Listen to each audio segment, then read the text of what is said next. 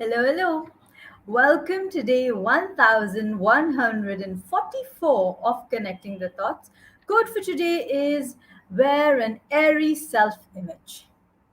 Wear an airy self image.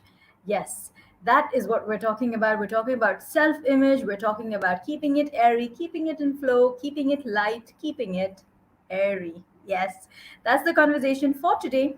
And if you haven't subscribed already, do subscribe to the channel, tag a friend who needs to receive the message because we are going to be right back into flow after the show reel, and that gives them enough time to hop on board and enjoy the conversation. Wear an airy self image is what we are talking about today. Hi, Cindy. So, see you on the other side of the show reel.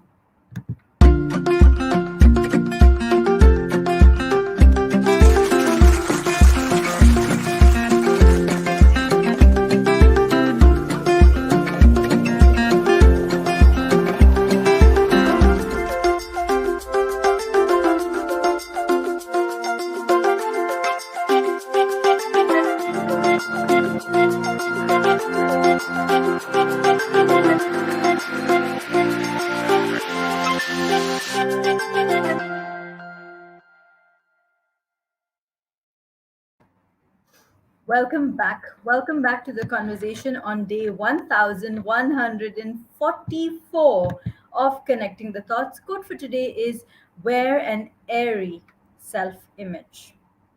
Now, for those of you who know me, you know that when I say something, when a thought comes up, it's usually from a situation. It could be a coaching conversation that I had. It could be one of these conversations. It could be something that I was speaking to a friend about, and it just could be one of those engaging conversations where my mind goes click and a thought is there, and I say, "Oh wow, I should put this down." And so there comes a quote for the day.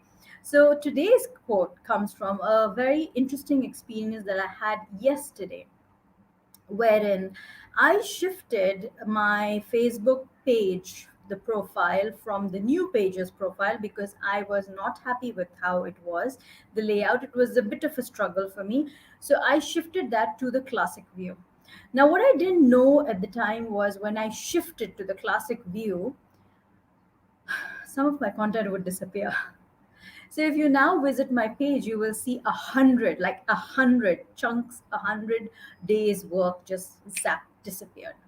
March 10th is the last video that is available. In fact, last evening on Wise Wednesdays, I had trouble logging on to the Facebook. So if you see Wise Wednesdays of yesterday, when I click go live, I'm all confused and muddled up because it just, the whole setup kind of, I started getting prompts and I just had to carry on the show as best as I could, even in spite of the stuff that was popping up in my face. So that's how the show started yesterday night. But it was fantabulous. If you haven't got the replay, please do, because we're talking about self sabotage, and we went on 80 minutes. It was deep. It was deep. It was literally like deep sea diving, looking for pearls of wisdom in the ocean bed. It was beautiful. So yes. Now, what's the connection between that and this? Well, I take pride in the fact that I have been showing up day after day. I take pride when I say, "Welcome to day 1144." And it suddenly, when I now look at my page, I have the last video that I have is 1045. It's like literally 100 days went missing. I've tried contacting Facebook for to help me out with it. Let's see what happens about it. There was a lot of struggle. There was a lot of tug of war that took place in my head, because it felt like, oh my God, a major chunk of my work is gone. It felt like, what do I do now? Of course, it's there on my YouTube channel, but for those of you who don't go there, in spite of being reminded to, it's lost from Facebook. And I felt so bad because this is my home, this is where it all started. So there was so much that went on in my mind, and then I realized I'm making it about me, right? I'm like burdening myself with this whole thing about, oh my God, this has happened to me, this is my self image. But actually, if I kept it light, if I went with the flexibility of it, if I looked at the possibilities that now that something like this has happened, maybe more people would transition to the YouTube channel, like I've been asking you to. Or maybe this is a learning for me to think twice before I shift settings, and how can I take these learnings and put them outside in other situations of life. There is so much that I can learn from here. So that's why I'm saying is wear an airy self image. Do not wear an image, a self image that is so heavy that it begins to kind of weigh you down. Don't wear a self image that weighs you down. You don't have to always uh, stand up to someone else's expectations or your own for that matter. You can go with the flow, and as you go with the flow, you can always look up at what is opening up for me. What is opening up for me? It's about letting go, right? It's about doing good and letting go. It's about doing your work and letting go, not attaching yourself with the work. So, when you are in a relationship, when you are working on something, when you are studying something, I got when you are studying something, even so, different areas of your life, whether it is something that you're working on a health goal, anything, whatever you're working on, so stop attaching yourself to the end result. Sometimes we don't we thank you, Cindy. It's all about perspective. Look for the positives in your life, turn negatives into positives. Yes, absolutely. And also, when you are in a situation that feels like, oh, I've put in so much effort, if you attach yourself to the outcome and you keep waiting on that outcome, sometimes it just doesn't happen. It's kind of like placing an order for maybe a dinner or a meal or something, placing an order on Amazon and constantly checking until where, constantly tracking your parcel, constantly tracking your order. And then it begins to get irritating, right? When you're constantly tracking the order, and the delivery guy gets disturbed, the company get hassled. So the best thing to do is to place your order and then let it go, and then to know that yes, the order shall arrive, because the system is not flawed. And here I'm not talking about the system of Amazon or any other delivery service. I'm talking about the system of the universe. So trust in that system and do good and let it go. Don't attach to outcomes. The more you have expectations of the outcome from someone, from yourself, from a situation, from a relationship, from a project at work, the more you begin to latch on to it, and then the more you begin to become a part of it. And then when things go wrong, you feel like, and that thing is separated from you, a piece of you then goes missing. You begin to feel like you've been torn apart. So stay connected, but don't make it about yourself. Make it about your work, but not about yourself.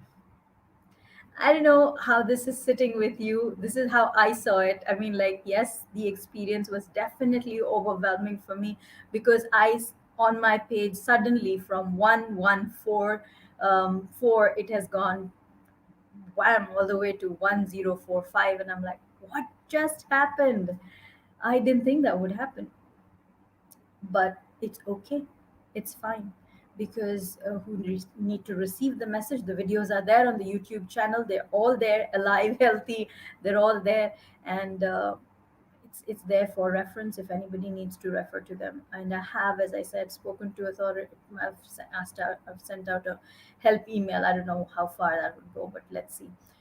But it's a learning, right? It's a learning for us all, and I am grateful. I am grateful for the learnings and the fact that yes, I am going to attach myself, but not so much that when this separates from me, I don't want to feel torn apart. I want to have that wisdom, that groundedness within me. That yes, should I be separated from this work, or should something go wrong with this work, I still feel complete as myself. So a big one for me. I wonder what how it sits with you, because sometimes we give so much importance to our self image that it begins to weigh us down. So what I'm inviting you to do is to keep it airy, keep it light, keep it sheer, and just flow with your self image and be that person who comes in with so much of lightness and groundedness and humility that people enjoy welcoming you into the room, and they don't have to kind of like widen the doors to let you in with your big ego. So be that person who is welcome in every space, because when you come, you bring light into it. When you come, you bring joy with you. And when you come, you live by example. So, super, super happy with what's going on. And I would love to hear your comments.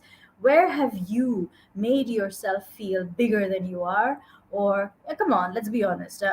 Where have you made yourself ever feel bigger than you are? I love that. Cindy, be right sized. I was just waiting for that. So, yes, have you made yourself bigger than you are? How did that make you feel in that moment? How did that make you feel with the people around you? What did you sense? Were they more connected to you? And if they were or were not, how did that then make you feel? So, three perspectives that I'm inviting you to take here. First is your own in that moment. Second is how people perceived you. You think how people might have perceived you, and how did their perception of you then begin to make you feel? Think about that. And if this has been of value to you, I'm going to take from what you wrote, Cindy. I'm going to write, I am right sized. I love when you say that, Cindy, really. I am right sized in comments if this has been of value to you. Tag a friend who might be taking themselves too seriously, and let them know that it's okay to keep that self image super, super airy. So, wear an airy self image. And until tomorrow, keep smiling, keep shining, stay safe, and thank you for connecting the thoughts with me. Thank you so, so much. Cindy Gaurav, I am right sized. Thank you so much for being part of my circle of genius.